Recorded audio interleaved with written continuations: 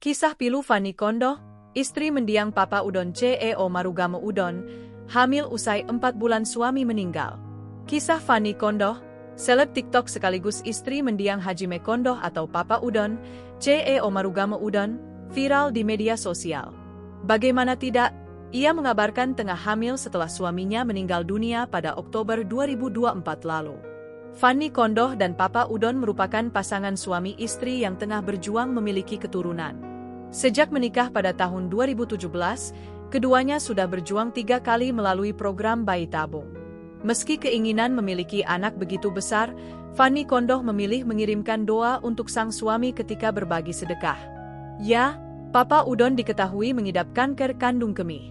Perjuangan Papa Udon, alias pria yang bernama Hajime Kondoh tersebut berakhir saat dinyatakan meninggal dunia pada 15 Oktober 2024 sekira pukul 23.33 waktu Indonesia Barat. Kabar duka tersebut menjadi kabung mendalam bagi warganet TikTok.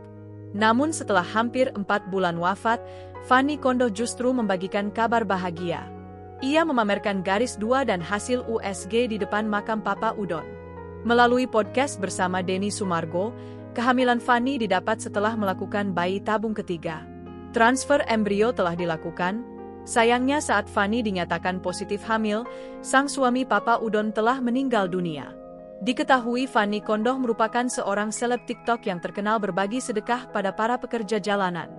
Konten Fanny Kondoh dimulai sejak 2020, tahun di mana Indonesia dilanda pandemi COVID-19.